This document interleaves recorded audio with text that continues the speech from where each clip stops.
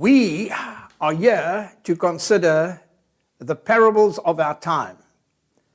Did you know that when Jesus dealt with his disciples and when he spoke to the masses, he always used parables?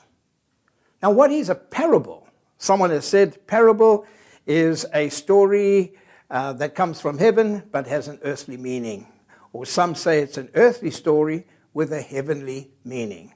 Well, I think a parable is very much the same as an illustration. Have you ever tried to explain a difficult concept to someone and you've tried to use the best words at your disposal? Your vocabulary becomes very limited because people can't really grasp what you're trying to get at. And then you say, it's something like this. You're using a parable. You illustrate something that makes the point that you're trying to make a lot clearer. Now, I do believe that many of you may be wanting to share your Christian faith or your belief with others, and they have great difficulty in grasping what you're getting at. They disagree with you, but yet they don't understand what you are saying. And therefore, you become very frustrated, and you feel, well, I'm wasting my time, and you just clam up, and you stop communicating. Well, in this series, dealing with parables for our times, we're going to be using parabolic language. In other words, we're going to be considering different object lessons that will illustrate something that will be difficult in sometimes putting into words. So now I'm going to use the first object lesson, and there's a series of them, and that is I'm going to be speaking about people, because every single person is very much like a shoe, or they are like shoes in the plural. I've got a shoe in my hand. There are many characteristics to the shoe that can help you to explain to your friends some profound, deep, beautiful truths that are gleaned from God's Word. Now, before we go further, we know that there are many different types of shoes. You have some shoes that are used for running. You have shoes that are more casual. You have shoes that are really smart if you're going to like a gala dinner or gala evening. You want to wear the right shoes.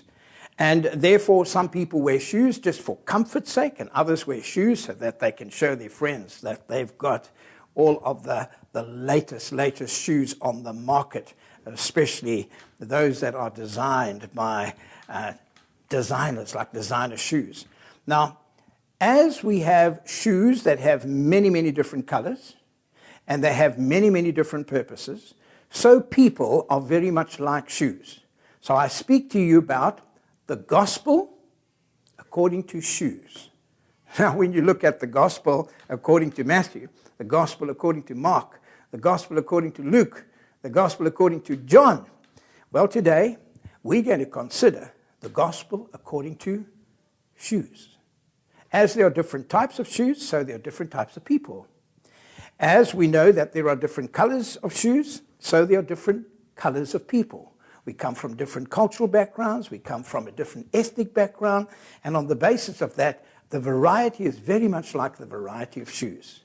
But there's something more about shoes that we need to observe, and that is shoes have a soul. And every human being has a soul. So when you look at a shoe, just think of that the sole of the shoe should remind you of people, for every single person has a sacred component which we call the soul. The problem is that with a shoe, every shoe that has a sole needs a heel.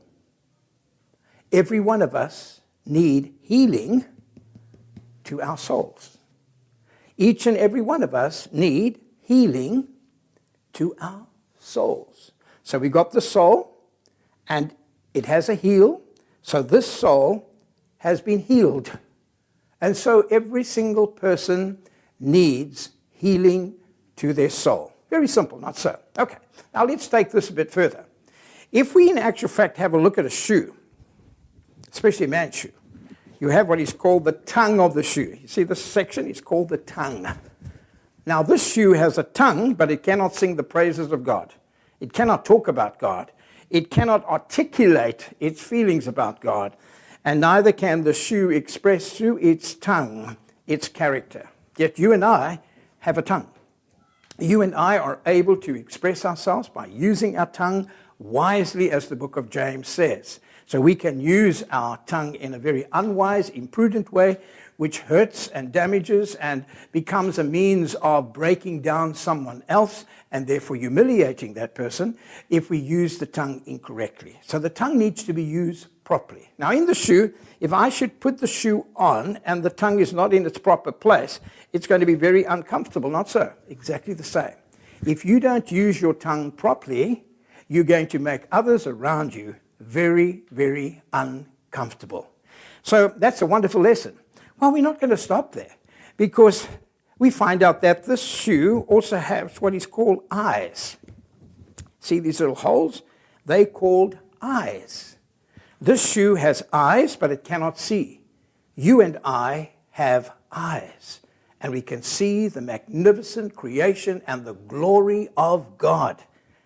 Another thing, and that is that shoes have what is called an inner sole. As an inner soul. You and I also have an inner soul, something that you cannot take a photograph of, but it's there. Part of your mind is part of your soul. Your soul is not your mind is not your soul, but your mind has emotions, it has an intellectual ability, it also has the ability to make choices and decisions. And so all of us have an inner soul, very much like a shoe. Now, once we've done a lot of talking, and we've made and established our point, which I hope I've done, we then have to lace up. And this shoe has to lace up. But you know what? If I lace up the shoe, it can still be thrown in the cupboard. It's not going to be used. Because this shoe has been designed for somebody's foot. And unless it has a living foot inside, the shoe is not going to be able to move. And therefore, what we need to know is, like the shoe, you and me, each and every one of us, need to have God's footprint in our lives. We need His foot in our life. We need His life in our soul. When that actually happens, we'll be able to fulfill a greater purpose. So I'm going to suggest that when you go for dinner today, or when you spend time with your friends, have a look at people's shoes, because they will all have different shoes. Now we know that there are some folks who have other challenges. Folks who may be disabled that don't use shoes simply because they cannot walk. But you can still be a testimony for the Lord. Even if you cannot walk, even if you cannot run, even if you cannot jump, your very, very life can radiate a testimony to others. So this little parable is a parable I want to leave with you, a parable for our times. And that is, the shoe would be useless as long as it's in the cupboard. It needs to fulfill the purpose for which it was designed. And therefore, you and I should not be like a shoe just thrown in the cupboard, where basically we are not fulfilling the purpose for which we've designed. God has created you and designed you for a greater purpose than what you would ever realize. Therefore, every time you look at a shoe, remember the gospel according to shoes. Thank you for listening. God bless you.